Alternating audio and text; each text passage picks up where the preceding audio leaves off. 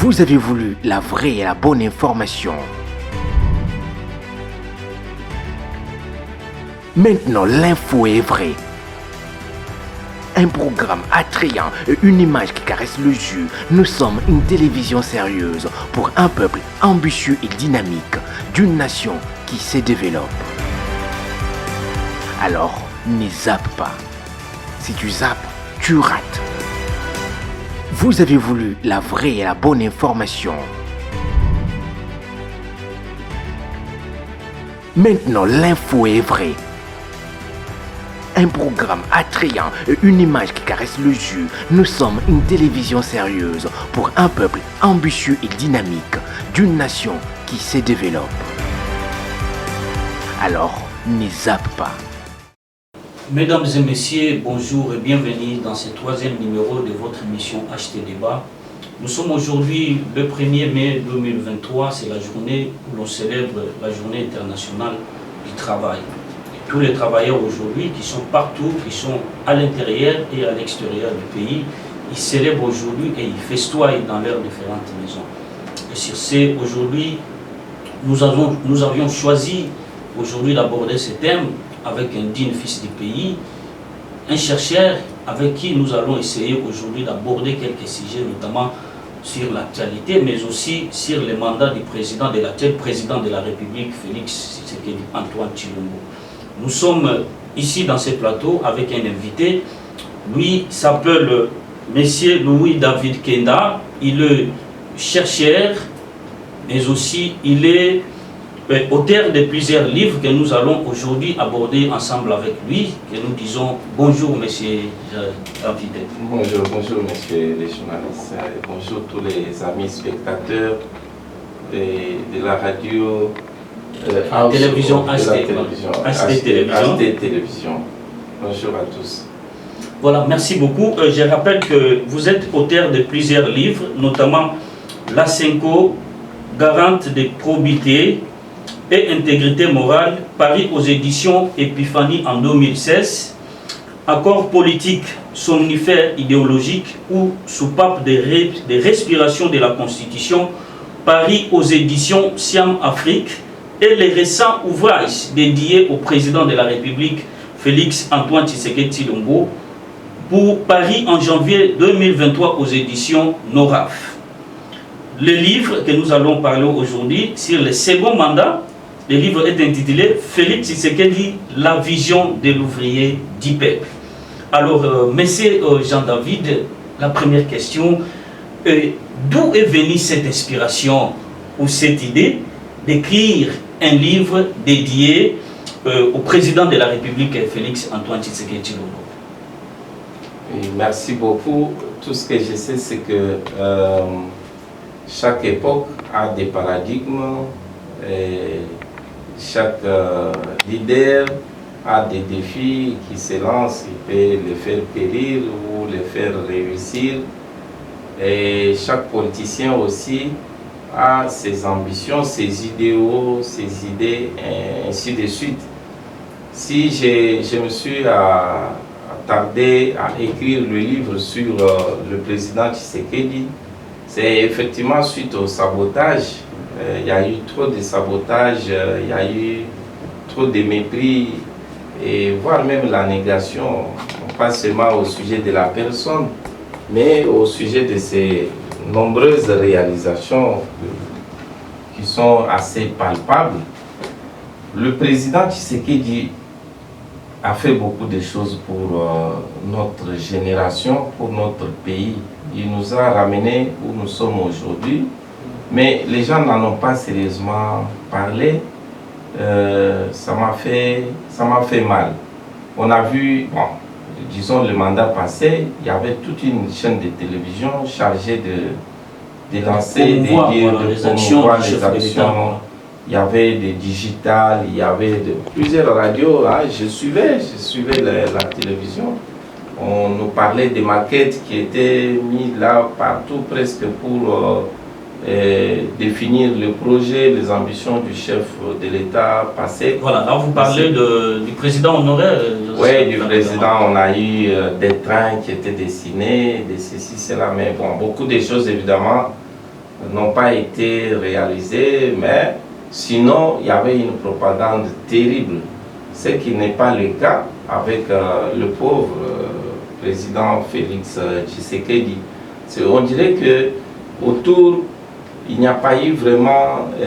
bon, peut-être il y en a eu une communication, mais les gens ne savent pas. Voilà, donc par là, vous voulez nous dire que par rapport au régime du président Félix Tshisekedi, vous pouvez qualifier ça d'un déficit communicationnel, c'est-à-dire les actions ne sont pas vraiment vendues aux personnes qui sont les personnes censées à les écouter ou à les voir sur le terrain.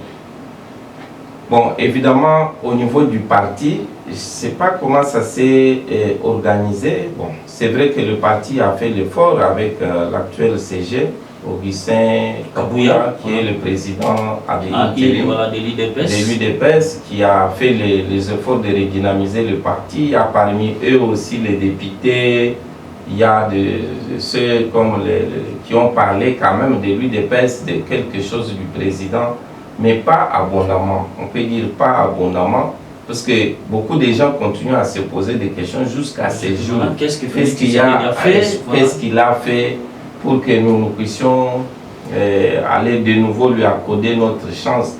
Bon, il y a eu ce qu'il y a eu comme mobilisation, mais il faut qu'on dise à la population, voilà, ça ici, ça s'est fait grâce à Félix Tshisekedi.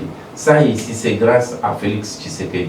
C'est vrai, les gens le disent, mais dans les réseaux sociaux, juste un petit paragraphe, c'est sur Twitter, juste un petit truc, mais en intégralité, les gens n'arrivent pas à découvrir voilà ce qui est fait. J'aurais voulu même que ces livres ici soient diffusés, soient donnés, distribués gratuitement à plusieurs même de nos élèves, parce que même celui qui n'a pas étudié, il y a des parties où il y a des lignes à lire, mais il y a aussi des parties où il y a des réalisations concrètes, ils peuvent comprendre facilement ce que le président dit. Bon, qu'à cela ne tienne, les artistes en ont chanté le président Félix Tshisekedi, les journalistes en parlent d'abord tous les jours. Non, donc oui, les personnes, c'est selon leur domaine. Mais dans le domaine des recherches, c'est un domaine qui n'est pas beaucoup soutenu, même par des pouvoirs des pays. Le domaine des recherches, c'est un domaine beaucoup plus négligé. Mais sinon, dans notre domaine des chercheurs, des écrivains, il fallait aussi produire quelque chose. Voilà qui m'a poussé à écrire ce livre aujourd'hui. Voilà, merci chers téléspectateurs. Vous avez compris notre invité. Il a les soucis, d'abord, nous avions compris, son vrai souci, c'est d'abord de promouvoir les actions du chef de l'État qui sont réalisées.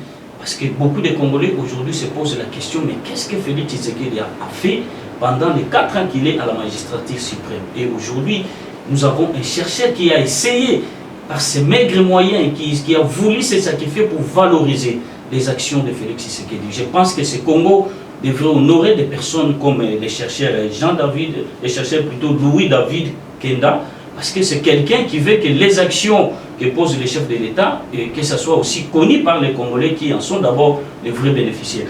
Alors, professeur, nous allons plutôt, monsieur Louis-David, nous allons passer à la deuxième question.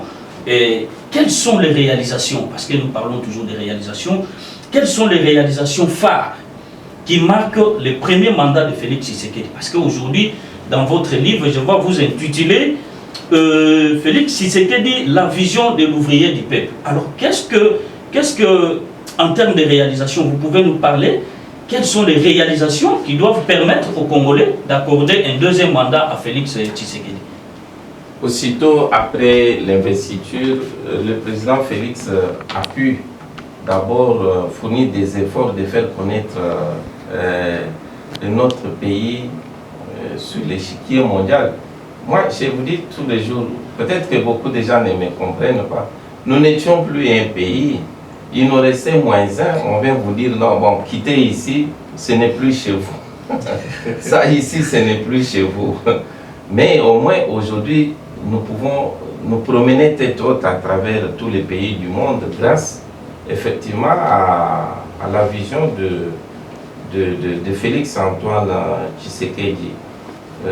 Voyez, les réalisations sont effectivement placées domaine par domaine, voilà. secteur par secteur. C'est ce que peut-être certains oui. comprennent. Au départ, dans les 100 jours, il y avait déjà, sur 150 écoles qu'on devrait réaliser, il y en a eu déjà plus de 148. Hein, jusqu'avant janvier, j'en avais comptabilisé après.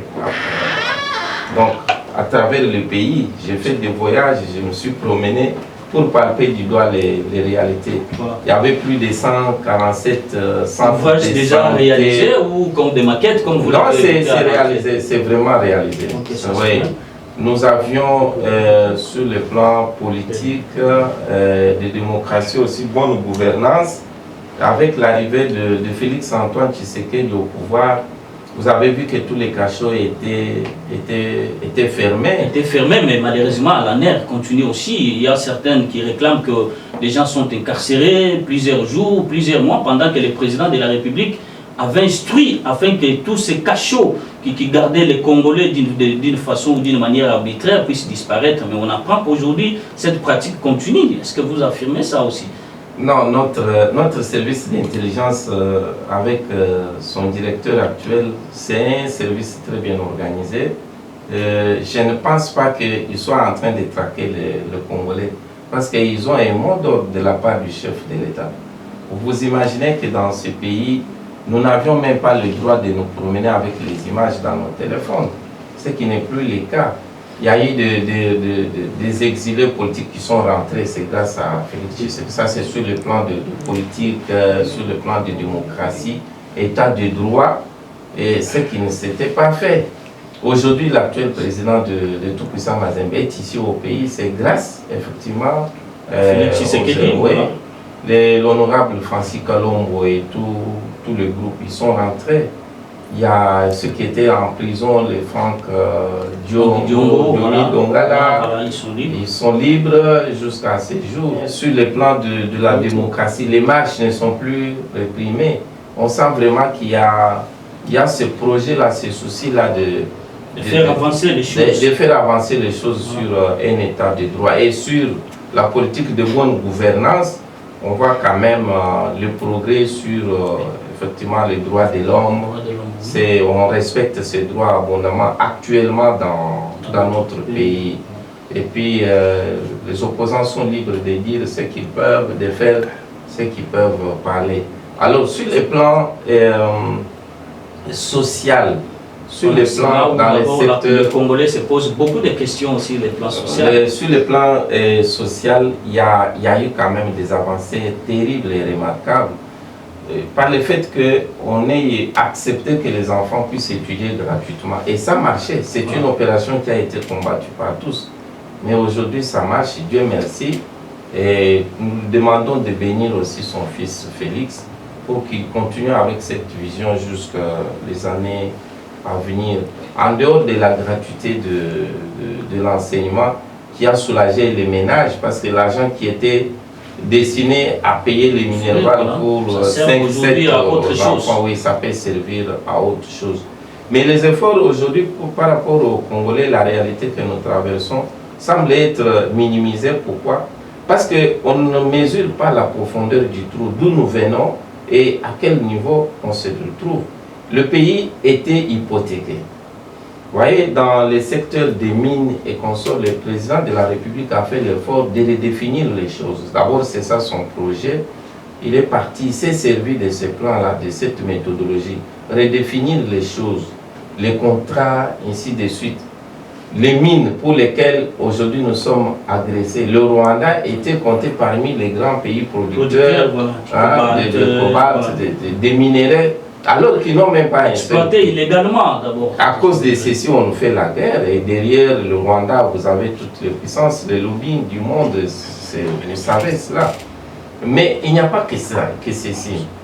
Savez-vous que le président Félix Tshisekedi, avec son arrivée, on parlait de budget, le budget là c'est en économie, le budget qui était inférieur à 4 milliards. On l'a relevé quand même au-delà de 10 milliards. Même si nous ne pouvons pas parler exactement de 16 milliards et consorts, il y a eu des rectifications. Je pense qu'au moins nous sommes au-delà de 10 milliards. Mais on ne doit pas oublier que quand il a pris le pouvoir, il y avait des marches à travers tous les pays. On réclamait, revendiquait les arriérés des salaires de 40 mois, 50 mois, et tout ceci a été presque vidé. Il y a eu la création des 6 espaces industriels. Ça, on n'en parle pas. Beaucoup de gens ne savent pas.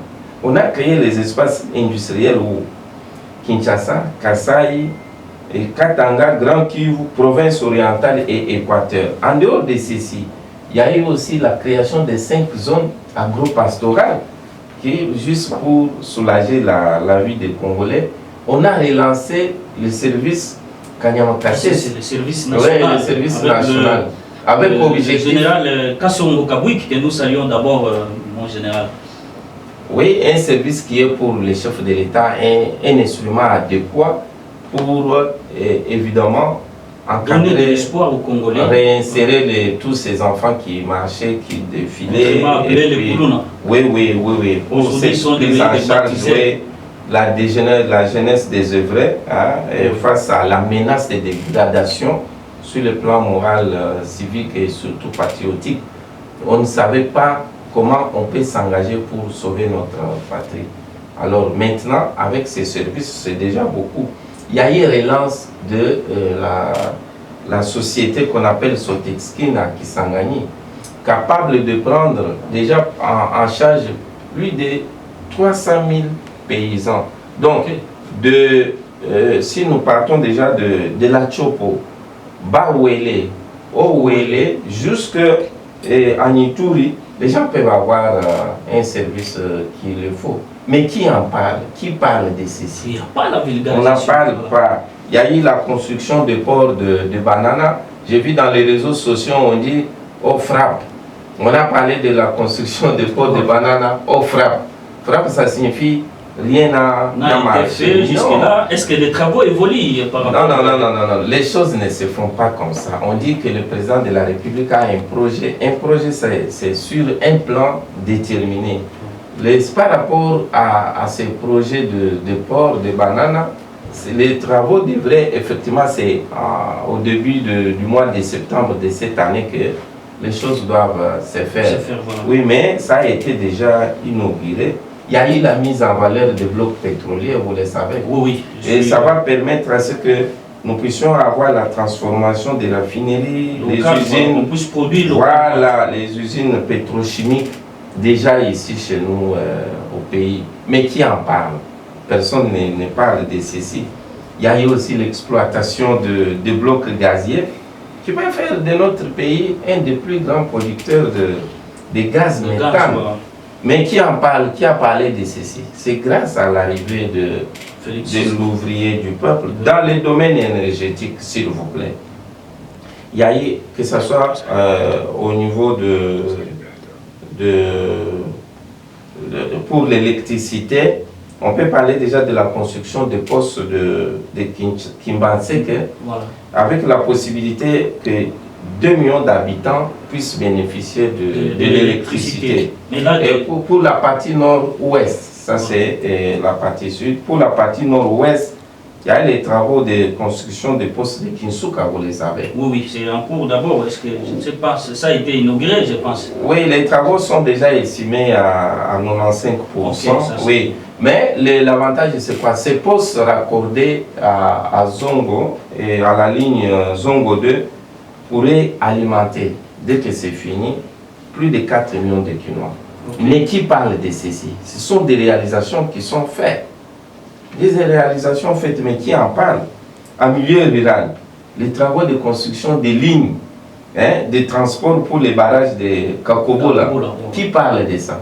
On a dit au barrage de Kakobola, les travaux sont presque terminés.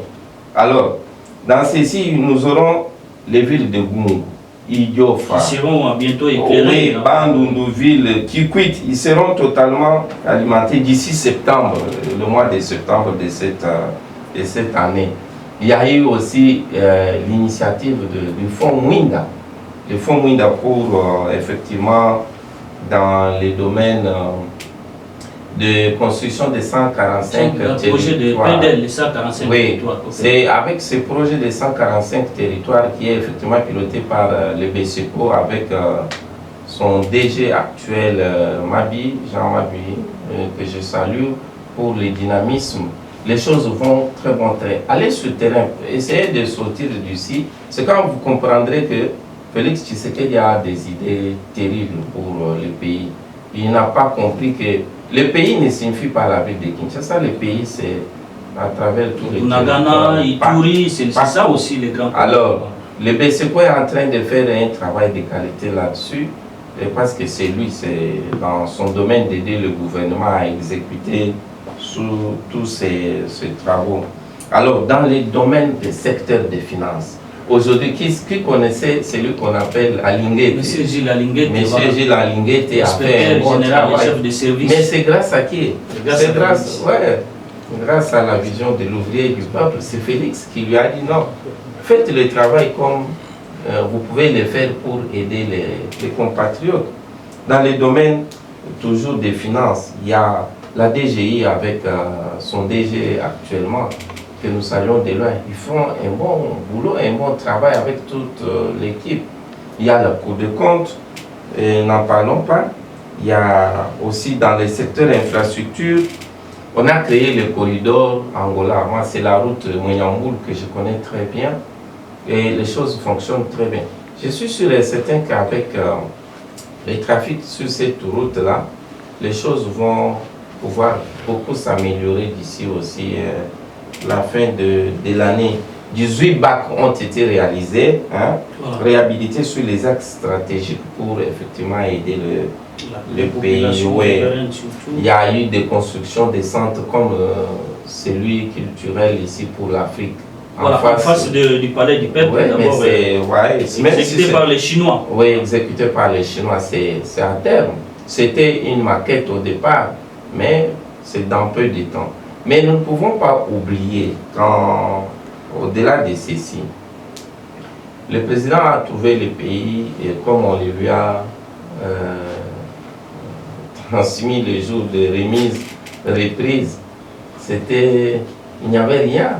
Mais excusez, professeur, je vais vous excusez, monsieur Jean-Louis, je vais vous relancer là. Mais le président de la République, lorsqu'il a pris les pouvoirs, lorsqu'il y a eu passation pacifique avec son prédécesseur Joseph Kabila, mais il a quand même reconnu les efforts, notamment sur les plans de l'armée aujourd'hui.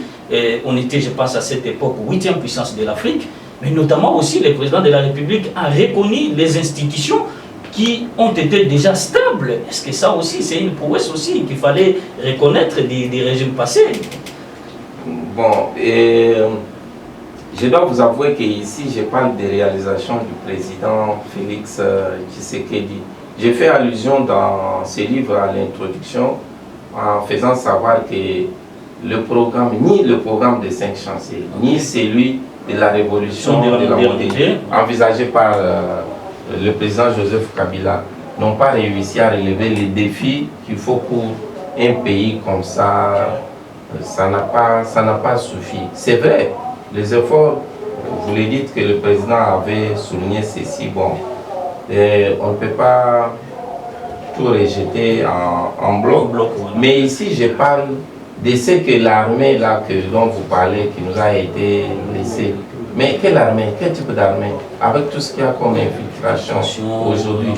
Mais est-ce que vous pouvez dire que le président aujourd'hui peut se frapper la poitrine que nous avons l'armée? Oui, aujourd'hui. Parce que notre service d'intelligence, effectivement, ça n'a pas suffi. C'est vrai, les efforts, vous le dites que le président avait souligné ceci, bon, on ne peut pas tout rejeter en bloc. Mais ici, je parle de ce que l'armée dont vous parlez, qui nous a été laissée. Mais quelle armée? Quel type d'armée? Avec tout ce qu'il y a comme infiltration aujourd'hui. Mais est-ce que vous pouvez dire que le président aujourd'hui peut se frapper la poitrine que nous avons l'armée? Oui, aujourd'hui.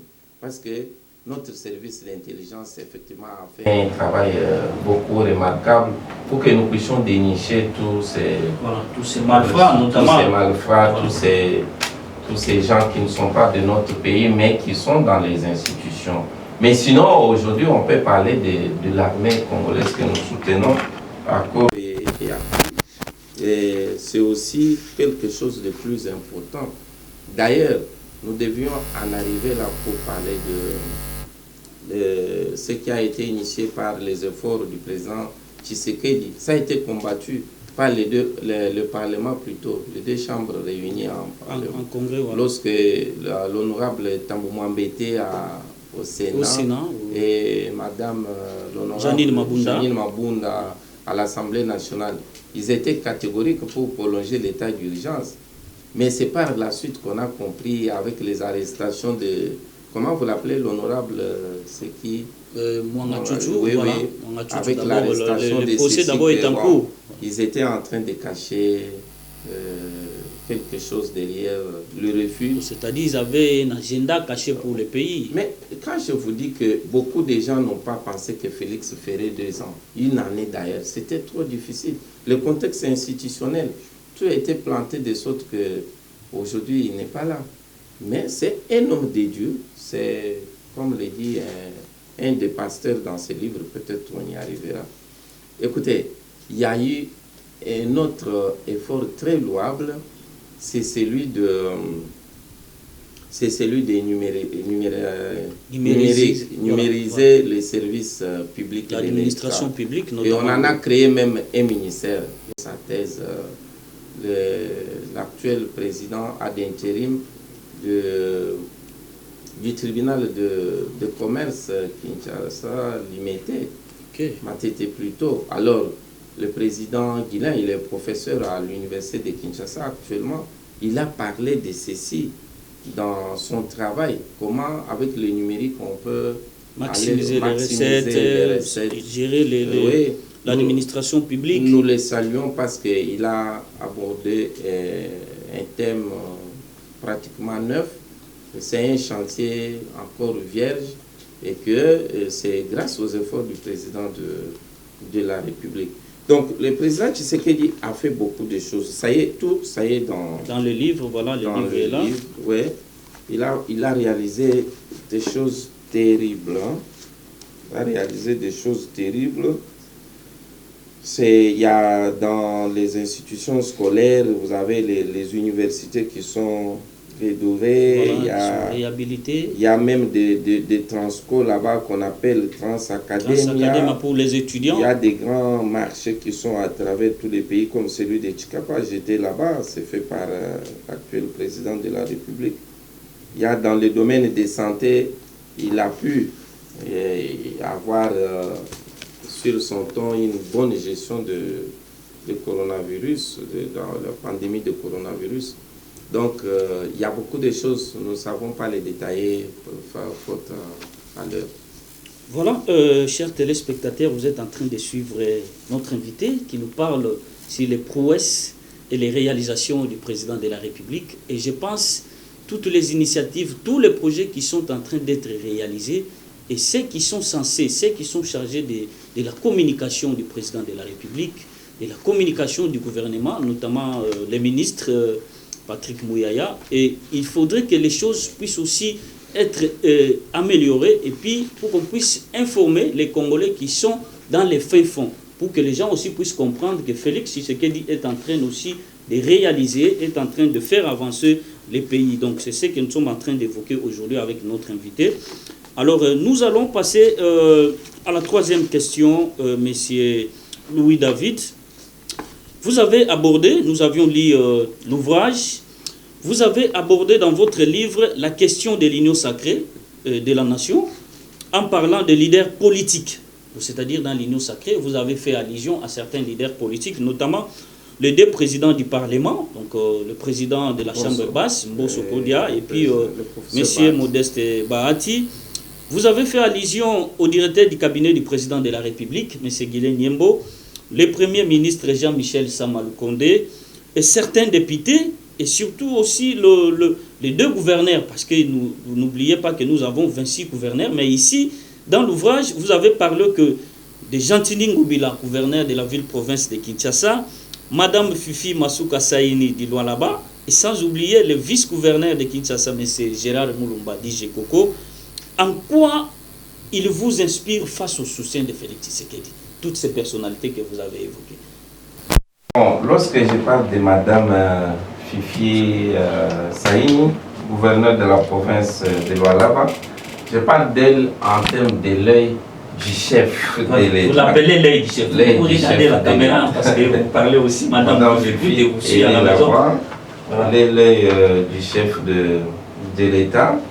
Dans ce livre, effectivement, j'ai trouvé que au niveau de Lualaba, il y avait une sorte de bipolarisation. Donc, on ne faisait pas savoir à la population de Lualaba que ce qui est produit pour les voilà, pour les Lualabés. Pour les Lualabés, s'il faut les appeler ainsi. Voilà.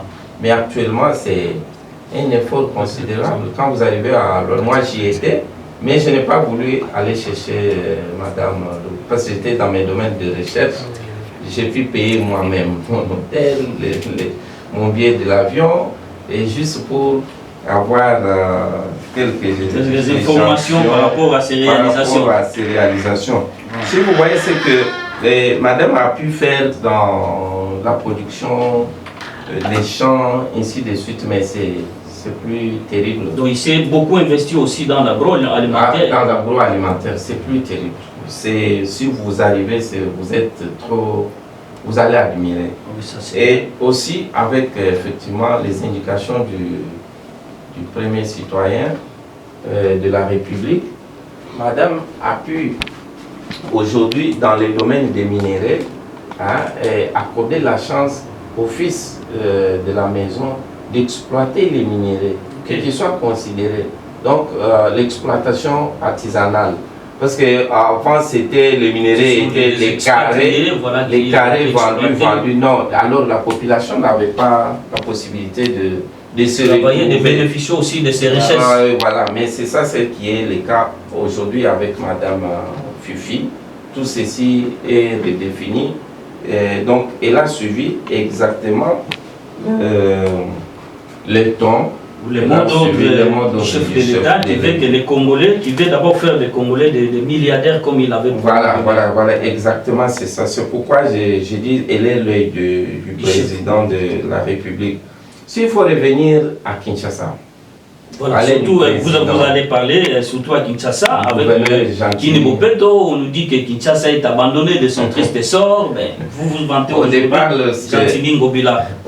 lorsque on élisait gouverneur par l'Assemblée provinciale, il y avait trop de problèmes. Il y en avait qui disaient non, c'est un homme du président Kabila, pourquoi on l'a pris? Mais un homme s'est révélé travailleur. Avec cette initiation de Kinbopeto, voilà. Mais la ville de Kinshasa, c'était une porcherie. Excusez-moi d'appeler la Kinshasa. C'est la ville de Kinshasa. C'était une porcherie. Arrivé, il y a 3, 4, 5 jours, j'étais sur la place commerciale de l'IMT 7e rue. Voilà. J'ai trouvé, il y a 3 jours successivement, l'adjoint, le monsieur Chekoko, j'étais là un jour, je l'ai vu. Il est là-bas, mais arrivé là-bas, arrivé sur 7e rue, vous voyez ce que ces gens ont fait. Non, mais ils ont capitalisé le mot d'ordre du chef de l'État. Ce sont des gens qu'il faut avoir parce qu'ils font rayonner d'abord l'image du pays. Donc le pays, Kinshasa, c'est toujours le symbole, le reflet de ce que le Congo peut vendre à l'extérieur. Parce qu'on descend directement ici, mais on trouve l'état de la ville de Kinshasa à cet état, n'en parlons pas. Mais aussi, c'est grâce, effectivement, aux efforts du président, le professeur Godin pour les pasteurs. Voilà. Oui. Dès lors qu'il est juste arrivé à diriger l'Assemblée provinciale, il n'y a plus de naufrage. Les choses se sont un peu calmées. Mais certains l'acquisent des fois d'étouffer les opposants. Des fois, ils n'ont pas le temps de prendre la parole. Parce que les autres l'acquisent même qu'il est proche du gouverneur Jean-Tini Ngobila. Cela, des fois, freine la gestion de la ville. Non, je ne crois pas qu'il soit ami inutile, mais pour faire un travail de qualité, à travers nos institutions, nous devons tous viser l'intérêt commun. Dès lors que ces deux personnalités, avec leur adjoint, avec l'adjoint d'ici de la ville de Kinshasa, ils sont soudés, ils sont unis, avec aussi le commissaire provincial de la ville de Kinshasa, le travail peut être très important. Les gens vont les diviser, vont les calomnier. Les gens n'aiment toujours pas voir les gens unis pour un travail bien fait. Ils veulent toujours qu'il y ait des divisions. Mais lorsque le travail s'est fait et en reconnaissance de rôle, les attributions.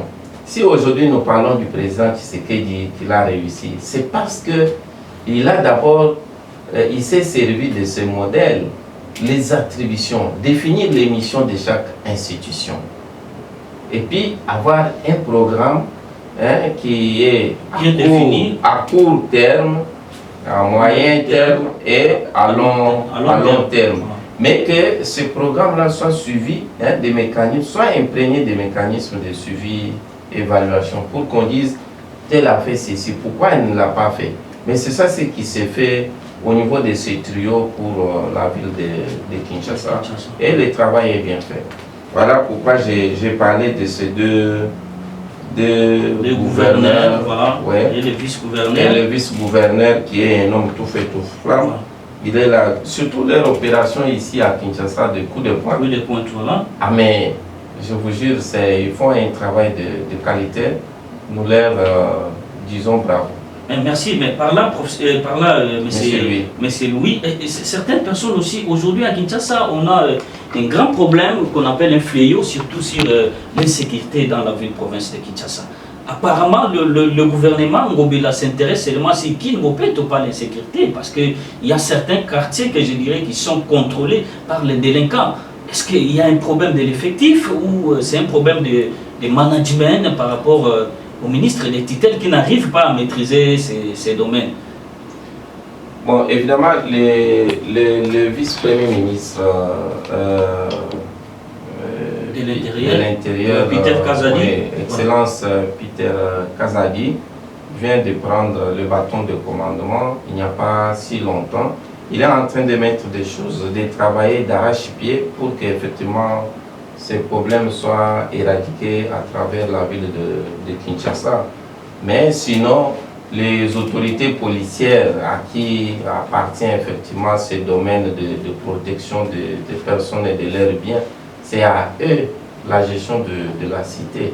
Mais cela effectivement est possible avec, c'est une gestion politique. Donc l'implication du gouverneur de la province et son vice, disons du gouvernement provincial de Kinshasa qui doit travailler à ceci. Ils sont en train de faire le travail comme il se doit. Je pense qu'on va bientôt mettre hors d'état de nuire tous ces phénomènes de banditisme, de tous ces enfants désœuvrés. Ouais. Voilà, là nous saluons d'abord les efforts plutôt qui sont fournis par l'actuel ministre provincial qui est en train de se déployer, surtout pour mettre fin à l'insécurité dans la ville de Kinshasa. Vous allez comprendre, chers téléspectateurs, nous sommes en train petit à petit de chuter avec notre invité. Nous parlons sur son ouvrage. Donc l'édition d'aujourd'hui, où notre émission est centrée plutôt sur l'ouvrage dénommé Félix Tshisekedi, la vision de l'ouvrier du peuple. Donc vous comprendrez déjà avec notre invité qui est en train de vous expliquer comment Félix Tshisekedi a pris les pouvoirs, qu'est-ce qui a été déjà fait, qu'est-ce qui est en train d'être fait et qu'est-ce qui reste à faire. Donc vous allez comprendre avec lui que c'est un monsieur qui maîtrise bien son secteur, il maîtrise bien son ouvrage, il est en train de nous étaler toutes les prouesses qu'a fait ou qu'a réalisé Félix Antoine Tshisekedi Tshilombo. Alors nous allons passer avec une autre question. Vous avez fait allusion aux hommes dédiés dans votre livre, j'ai lu l'ouvrage. Vous avez aussi parlé sur l'arrivée du pape François en RDC. Vous avez évoqué les pasteurs Godin Poyi. Vous avez parlé de Messieurs l'abbé Théo Tshilumba et Justin Kalonji, voire du... Vous allez reprendre cette image. Oui, hein? Exactement aussi ici. Quand il est allé au mur de lamentation, prier Dieu pour intercéder, pour que effectivement Dieu puisse nous prendre en pitié. Nous avons été un pays beaucoup menacé, mais grâce à ses efforts. M. l'abbé Théo Chilumba, c'est lui qui s'occupe effectivement qui gère les questions du domaine de culture à les questions religieuses. Au niveau de la présidence. Au niveau de la présidence. Okay. Mais il est celui qui les fait mieux depuis qu'il était attaché au fait docteur Étienne Tshisekedi. Ses fils sont secrétaires jusqu'à sa mort. Et aujourd'hui, il est avec le digne fils. Félix on dirait qu'il est peu connu. Beaucoup de personnes ne le connaissent pas. Il est bon parce que vous imaginez, lui a dans sa tête la Théo, la vision. C'est pas lui qui doit être connu à la place. C'est comme Jésus et Jean-Baptiste. Jean-Baptiste disait aux gens, je ne suis pas digne de délier le courroie des sandales de celui qui vient après moi. Okay. Donc il faut que lui diminue. Un travail bien fait, c'est celui-là. Okay. Vous ne devez pas prendre la place du chef de l'autorité, mais vous devez travailler dans l'ombre. Alors, s'il faut revenir au pasteur, le pasteur, il y en a beaucoup d'autres. Le pasteur Mukendi, je ne l'ai jamais rencontré. Le ministre provincial qui est en train de se déployer, surtout pour mettre fin à l'insécurité dans la ville de Kinshasa. Vous allez comprendre, chers téléspectateurs, nous sommes en train petit à petit de chuter avec notre invité. Nous parlons sur son ouvrage. Donc l'édition d'aujourd'hui, notre émission est centrée plutôt sur l'ouvrage dénommé Félix Tshisekedi, la vision de l'ouvrier du peuple. Donc vous comprendrez déjà avec notre invité qui est en train de vous expliquer comment Félix Tshisekedi a pris le pouvoir, qu'est-ce qui a été déjà fait, qu'est-ce qui est en train d'être fait et qu'est-ce qui reste à faire. Donc vous allez comprendre avec lui que c'est un monsieur qui maîtrise bien son secteur, il maîtrise bien son ouvrage, il est en train de nous étaler toutes les prouesses qu'a fait ou qu'a réalisé Félix Antoine Tshisekedi Tshilombo. Alors nous allons passer avec une autre question. Vous avez fait allusion aux hommes dédiés dans votre livre, j'ai lu l'ouvrage. Vous avez aussi parlé sur l'arrivée du pape François en RDC. Vous avez évoqué le pasteur Godin Poyi. Vous avez parlé de M. l'abbé Théo Chilumba et Justin Kalonji, voire du pasteur Paul Mukendi. Mais pourquoi? Parce qu'après avoir cité toutes ces grandes personnalités, tous ces hommes dédiés, pourquoi vous n'avez pas parlé du cardinal Ambongo? Parce que lui aussi, c'est un homme dédié, influent. Pourquoi vous ne l'avez pas cité par rapport à toutes ces personnalités ici? Bon, merci beaucoup de la question. Je pense que lorsque je faisais les recherches, lorsque j'étais en train de rédiger cette œuvre, ce livre réclame, parce qu'il vient répondre à la question qu'est-ce que le président Tshisekedi a fait concrètement pour que nous puissions lui accorder notre mandat, notre second mandat. Comme ce qu'il a fait n'est pas beaucoup connu, on parle juste amiettement de quelques trucs. Bon, on s'arrête à peut-être juste à l'économie budget, on parle de budget, mais on ne parle pas beaucoup plus par exemple, de développement des 145 territoires où le BCPO est impliqué. On ne parle pas beaucoup parle pas de toutes ces créations de zones industrielles, ainsi de suite. On peut aller même très loin. Le président de la République a mis dans le domaine de pêche un bon programme là avec une société, Willing Grants, qu'il y a notre compatriote Joseph Ntambwe avec M. Harry, qui sont en Norvège. Vous savez, le Norvège, c'est un pays qui est beaucoup plus centré dans l'élevage, la pisciculture, voilà, et ainsi de suite. Ils étaient jusqu'ici. M. Joseph Ntambwe, il a amené les investisseurs pour effectivement voir avec l'équipe du gouvernement comment on peut, à partir d'aujourd'hui, ne plus dépendre de l'extérieur pour manger les Thomson. Les Thomson qui proviennent de la Namibie, pendant que le Congo a tout. Nous avons des experts. Je pense qu'on va revenir à ces messieurs Joseph Ntambwe et M. Harry qui sont venus ici. Ils ont fait un travail sérieux avec le ministère de Pêche. Mais je pense que d'ici là, ils vont revenir grâce à la pour la vigilance, concrétisation pour du la projet. concrétisation du projet. Ne vous en faites pas, ce qui a été promis à Maluku, ça va se faire d'un moment à l'autre. Alors, pour revenir à ceci, donc je voudrais rester dans la ligne des personnes que j'ai rencontrées, okay. où j'ai pu suivre. Mais les personnes qui parlent, qui soutiennent la vision du président de la République. Président de la République. L'Église catholique en général soutient la vision du chef de l'État. Je peux t'avouer que les diocèses ont pu bénéficier chacun au moins de subventions de l'État pour essayer de faire quelques développements, quelques projets dans les projets pastoraux, dans la gestion de leur diocèse et puis aider les populations effectivement. Les numéros sera là à partir de notre émission. Vous pouvez dans les prochains jours appeler. Si vous aurez besoin du livre, toutes les orientations seront données. On va vous donner notre numéro qui est le 081 166 19 09. Merci, monsieur Louis David. Je rappelle que vous êtes chercheur et auteur de plusieurs ouvrages. Merci d'avoir passé chez HT Télévision. Merci beaucoup, Yabelson. Merci, je vous remercie beaucoup. Merci beaucoup. Merci. C'est ici que nous mettons terme à cette émission ou à ce numéro de HT Débat.